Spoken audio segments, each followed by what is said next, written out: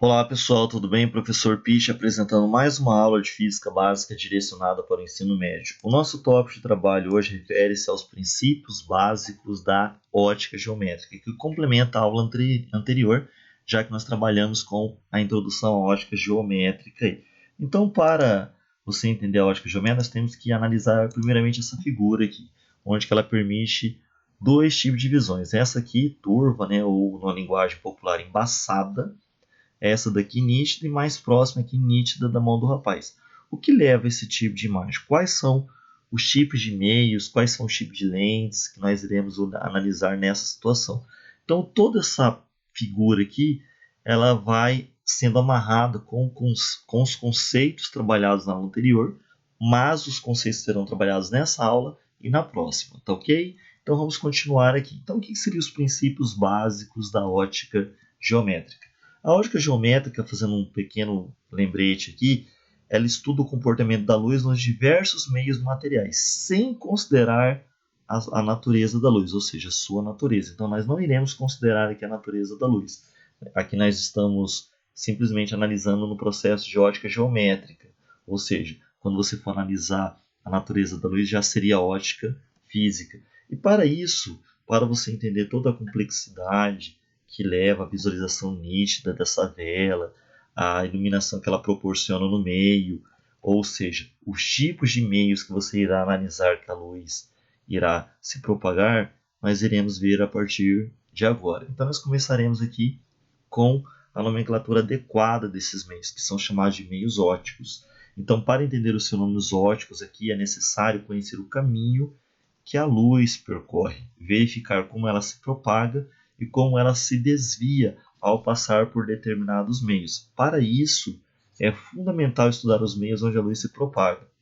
Daí nós temos aqui alguns meios que nós iremos estudar, O meio transparente, estarei explicando detalhadamente como que ele funciona e como você identifica ele no seu dia a dia. O meio translúcido, também estarei explicando como que você identifica ele no seu dia a dia, como que ele funciona. E o meio opaco, tudo bem? Faltou aqui o meio vácuo, que nós iremos detalhar aí no decorrer da nossa aula. Tudo bem? Então, vamos começar aqui pelo meio transparente. Então, um meio que permite a propagação de luz em trajetórias regulares e bem definidas, fornecendo, isso aqui é importantíssimo, uma visão nítida dos objetos, ou que possibilita enxergar com nitidez a fonte de luz, é chamado de meio transparente. O único meio que é absolutamente transparente à luz é o vácuo, mas podemos considerar transparentes alguns materiais, como o vidro, a água e o ar. Detalhe, em pequenas quantidades.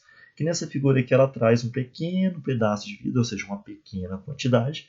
Então, nesse caso aqui, esse pequeno pedaço de vidro ele é considerado um meio transparente, ou seja, ele permite a passagem da luz sem sofrer desvio, ou seja, uma trajetória regular aqui.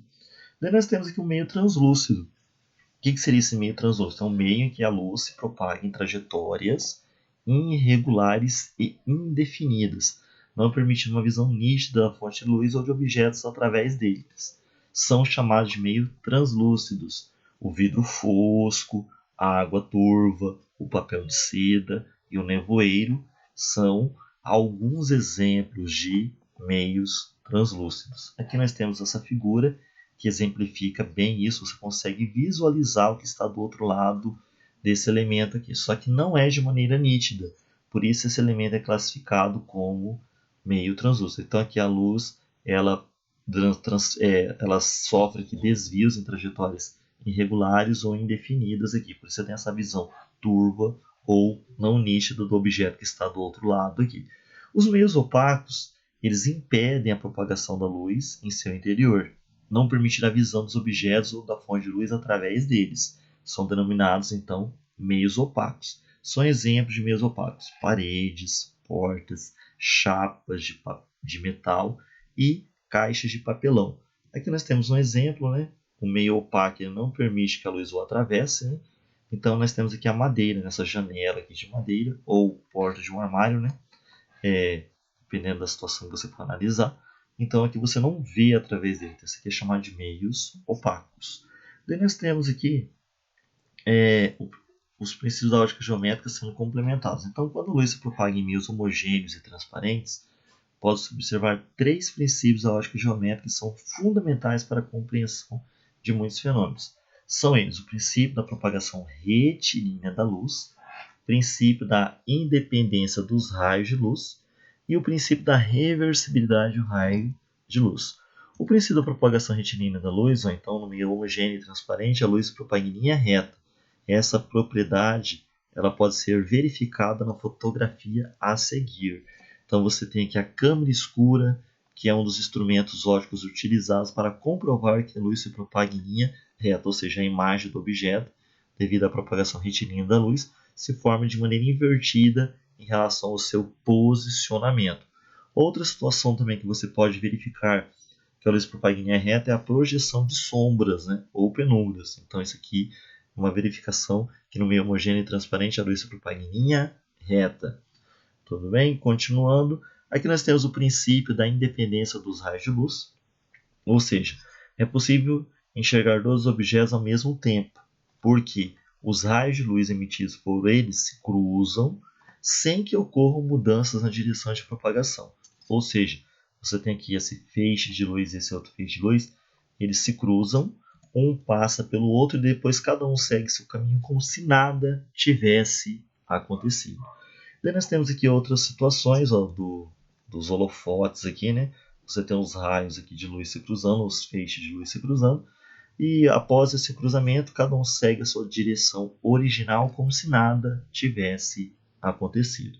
O princípio da reversibilidade dos raios luminosos, né?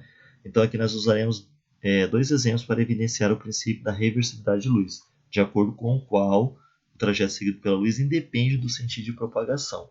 Então, quando o motorista está dirigindo, ele pode enxergar um passageiro sentado no banco de trás pelo retrovisor. Da mesma maneira, o passageiro pode enxergar o motorista pelo mesmo espelho.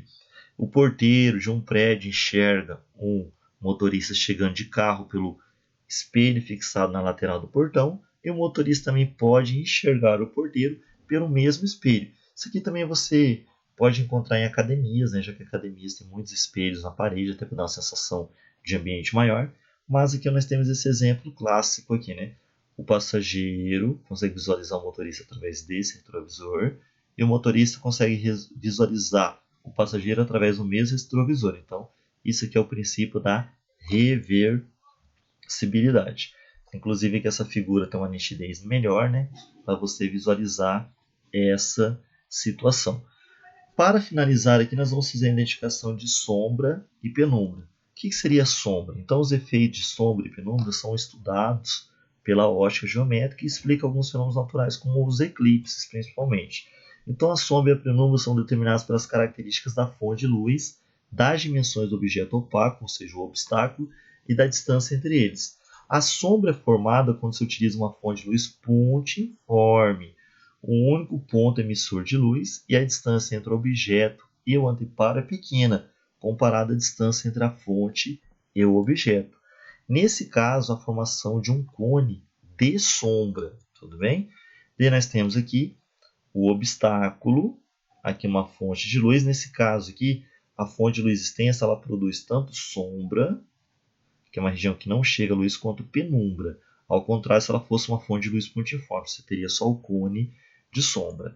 Daí nós temos aqui a complementação.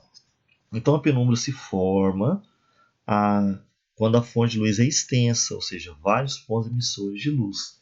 Nesse caso, além do cone de sombra, há a criação também de um cone de penumbra. Para definir o formato da sombra utilizando uma fonte de luz pontiforme, basta traçar os raios de luz a partir da fonte que tangenciam a periferia do corpo opaco. E nós temos aqui os eclipses, que te dão uma noção melhor no seu dia a dia de sombra e penumbra. Então, a representação de cone de sombra e de cone de penumbra permite entender o eclipse a formação de eclipse, tanto do Sol quanto o lunar, né? Então você vai ter aqui nos eclipses a fonte de luz, que é o Sol, que é tratado como fonte extensa, né? Daí nós temos aqui nos eclipses solares, a Lua faz o papel de objeto opaco, ou seja, obstáculo, e a Terra de anteparo. Nos eclipses lunares, a Terra faz o papel de objeto opaco, ou seja, o obstáculo, e a luz o anteparo. Daí você tem aqui, ó, quando você tem alinhamento do Sol, Terra, Lua, você tem um eclipse lunar. Daí, quando a Lua estiver na região de penumbra, já que o Sol é uma fonte de luz extensa, o objeto opaco terá tanto um cone de sombra quanto de penumbra.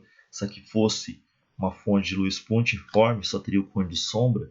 Então, ó, quando a luz está na região de penumbra, você vai ter um eclipse parcial da Lua. E quando ela está na região de sombra, você tem um eclipse total da Lua. Tudo bem? Quando você tem alinhamento do Sol, Lua e Terra, você tem um eclipse solar. Daí esse eclipse solar ele se estende aproximadamente em 200 km, o eclipse total, né, que seria o cone de sombra, ou seja, durante 4 minutos o dia vira noite. E na região aqui de penumbra você vai ter um eclipse parcial do Sol. Tranquilo? E aqui as nossas referências. Beleza, pessoal? Valeu, até a próxima. Sucesso a todos!